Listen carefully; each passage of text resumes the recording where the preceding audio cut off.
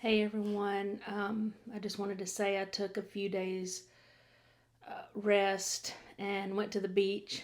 I got a little tan in Florida. Now I'm back in Columbus, Ohio, freezing. So I want to start off with thanks again for continuing to watch and listen to my story.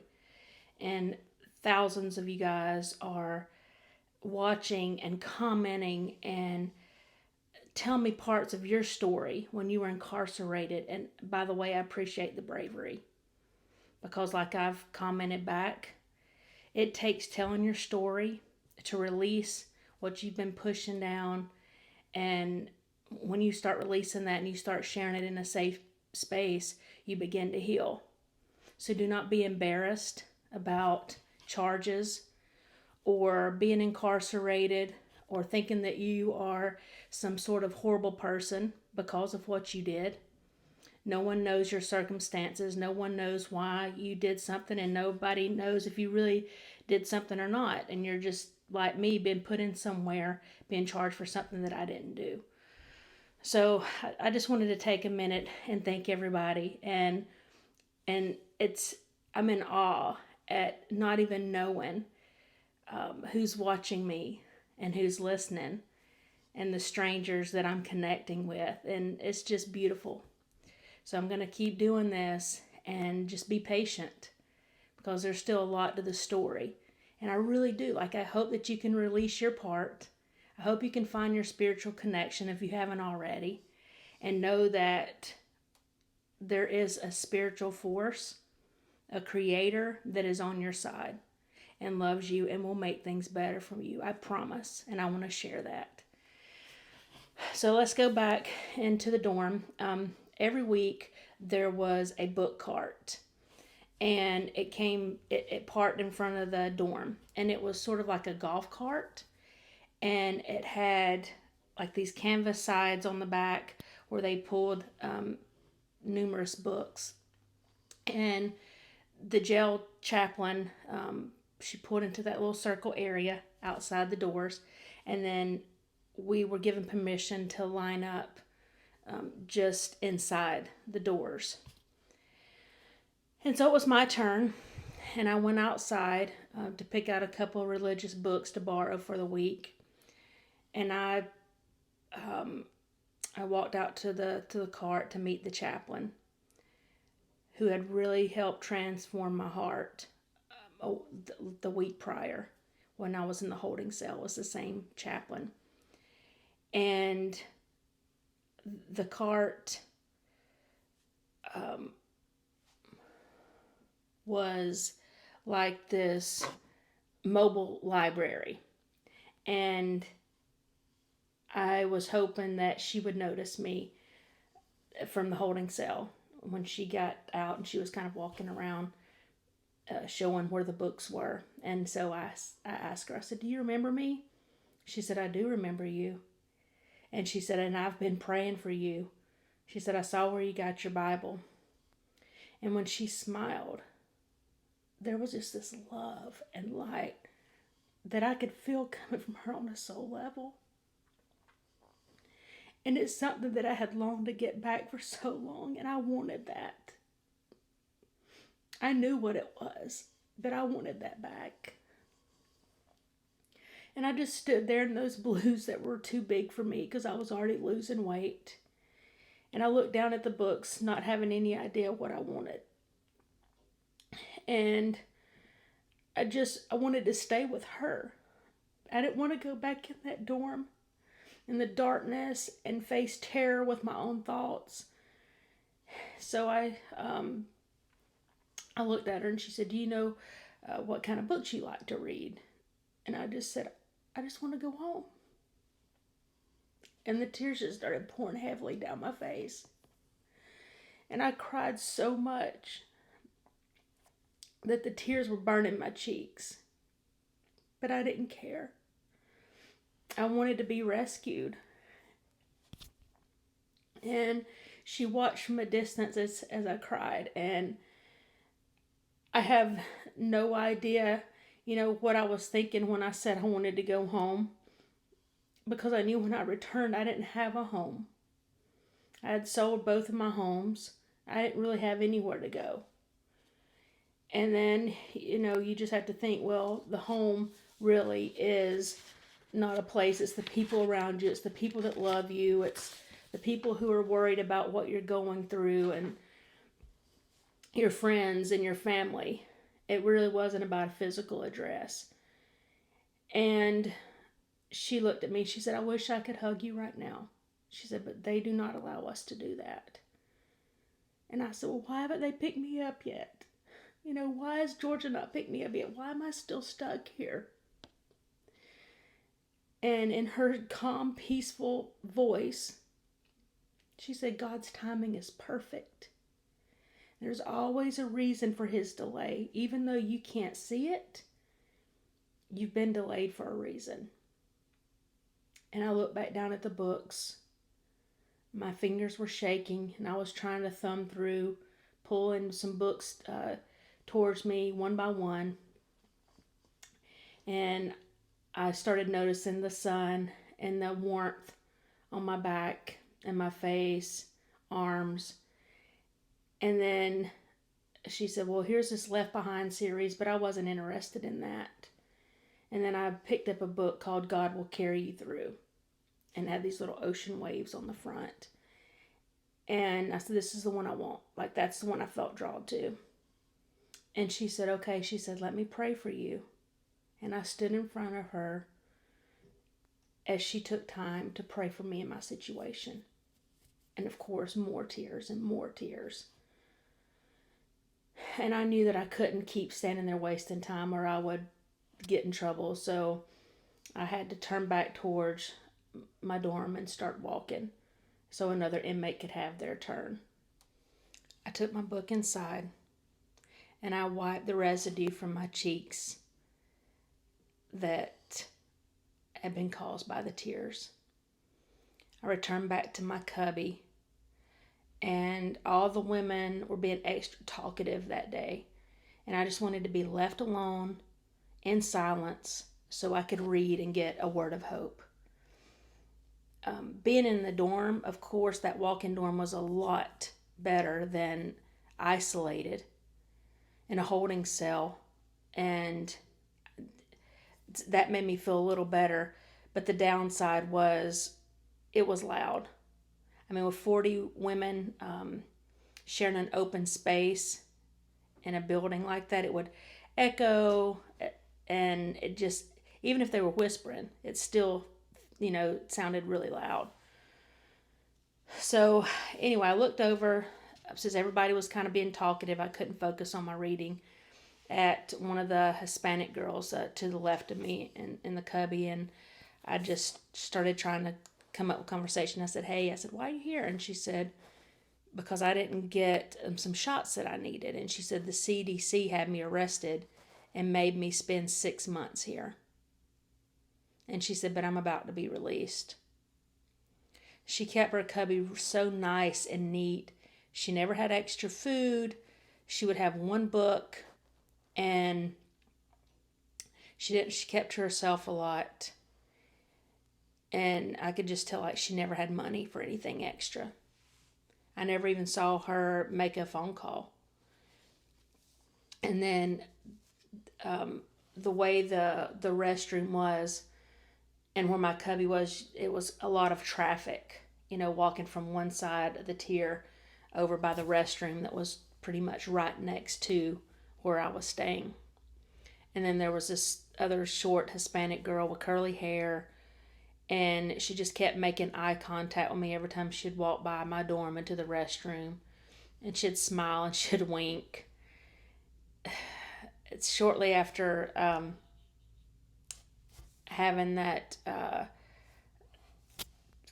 face connection with her, the deputy called us to the day room. And so I was never able to get a phone in the afternoons there, because all the women on the bottom tier, they were right there at the phones. So usually I'd have to go down at 1 o'clock and wait and stand and hope that somebody would be off so I could do my routine. So since I wasn't able to get a phone, I'd kind of sit out there and talk some more with the inmates.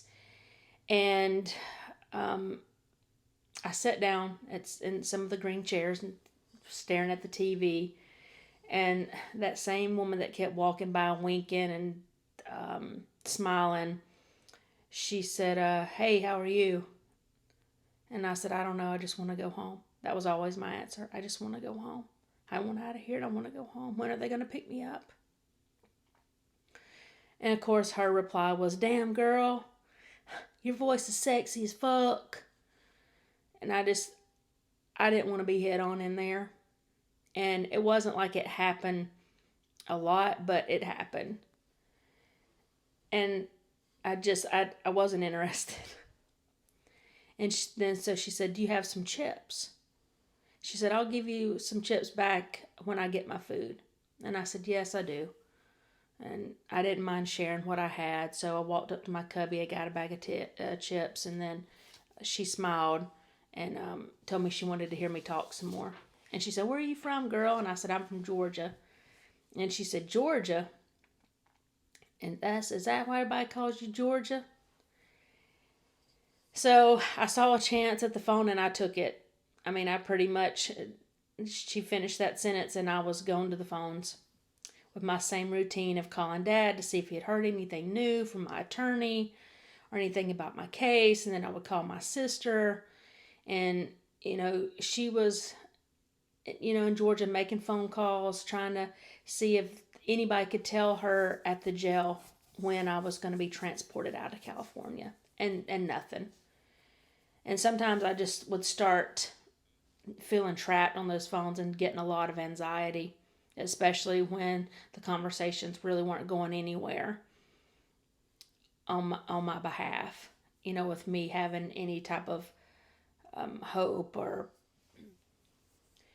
it would still get dark pretty early. And this one night it had gotten dark and I was up in my cubby for bed at night, and I tried to lean against the window. It was a frosted window, so and you really couldn't see out, and then nobody could see in. It was just this frosted white. But when it would get dark, if you would focus enough, you could see lighting, because it was in a town, so you could still see signs and lights. And when I really focused, I could see a TJ Maxx sign and that red lighting glow, and that logo. So I laid down on my folded sweatshirt and I started daydreaming about getting out of jail.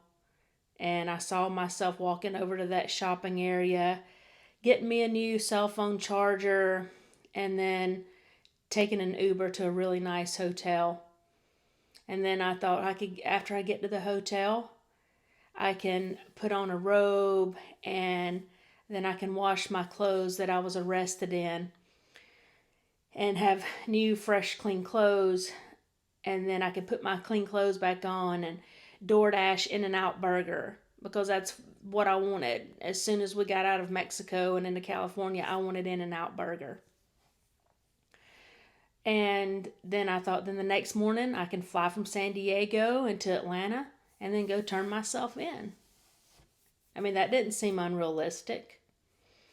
I drifted off to sleep, and every night in this dorm, they did an armband check.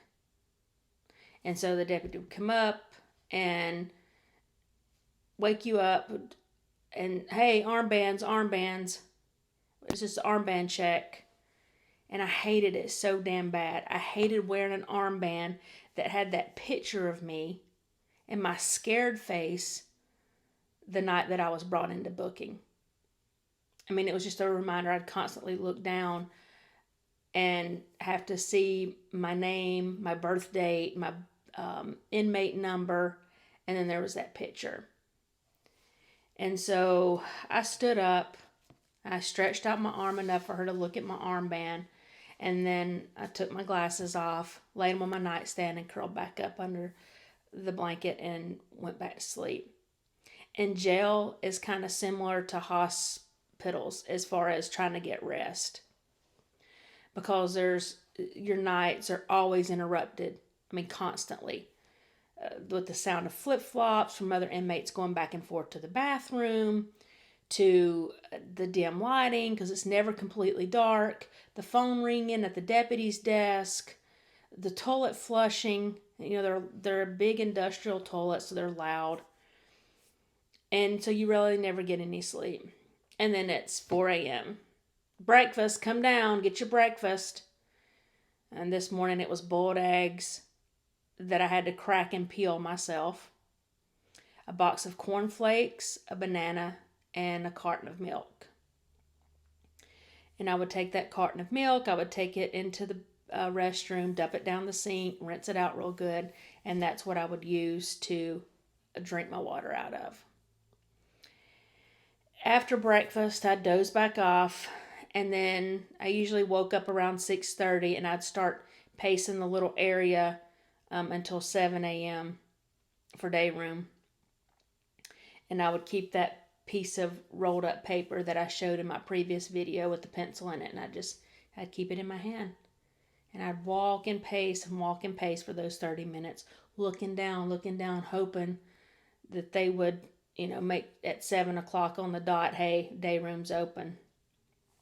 And anyway, I heard, we're on lockdown for the day, so you have to stay in your cubby unless you need to use the restroom. And I was like, you're fucking serious right now. And I looked around, most of all the women were still in their beds sleeping. And then all of a sudden, these male deputies came through a side door on the second tier. And they were what was called a walkthrough, and they'd come through and walk and look at us in our little yellow gowns and smell so strong of men's cologne. I mean, it'd be so strong sometimes I'd start coughing. And I'd say, God, do y'all smell that? And of course, some of the women would be like, yeah, they smell good. And they put a lot of cologne on, hoping that it will turn some of the female inmates on and they can get attention. Again, disgusting. And I couldn't understand why in the hell they would allow men to walk through and look at all the fucking women wearing their nightgowns first thing in the morning. And I had been wearing my same blues since the day I was brought in over a week prior. And what do you take of that? The same clothes for over a week. And I, again, traumatize or transform. And I started thinking more about the monks and how they wore the same thing every day. And how more I'm realizing that, once again, I needed to stop over-consuming. That I needed a lot less than what I thought that I needed. So I laid there on my cot and I thought about this experience spiritually so far. And supposedly everything was in perfect timing. And I just keep hearing that statement from that chaplain earlier. That, God may be delaying my trip to protect me. And protect me from something. And that I noticed that every time I would start focusing on the when am I going to get picked up? It was just creating more anxiety. And so I had a shaman a few months prior that I had met in Arizona, and she said, you can take yourself anywhere with your mind. And it was kind of like what I was doing when I spotted the TJ Maxx sign. I took myself there. It was such a distraction to lay there and think about being somewhere else outside that jail. And you could do that with your mind. And so I tried as much as I could to picture nature as much as possible. Water, wildlife, sunshine, trees, trails, all the things that nurtured my spirit. And I would just lay there sometimes and try to do that over and over.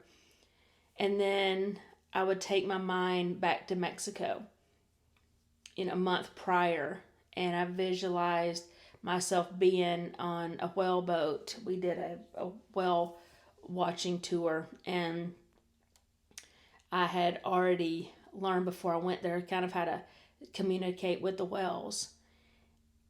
And so that time on the boat, I tried to give myself some space in order to call on the whales, and then sit in silence and listen for a deep message.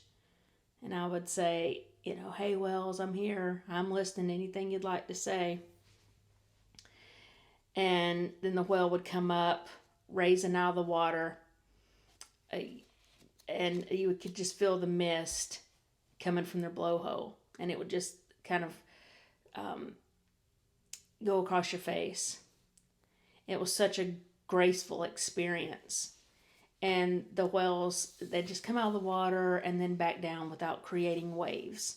It's the most beautiful thing I'd ever seen. And so, a few times I could have sworn that the eye of that whale was looking right at me and saying, your brother's with you. Always.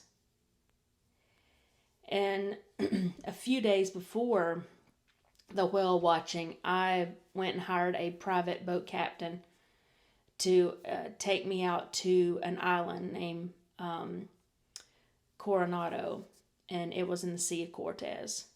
And while I was on that island, I rested my body on that beach and that sand. It was just beautiful. You could see all the way to the bottom. The water was blue, and there was just a little seagull pacing around looking for me to drop crumbs from my lunch that I had packed to take on the island that day. And then I would just place my hand in the sand and gather little small seashells. And it was strange. Like, I looked up and there was this tree, and there was a hawk perched on this limb coming out. And it was about 30 feet from me. And then I heard another message from the hawk. And it said, the spirit of the shaman awaits you.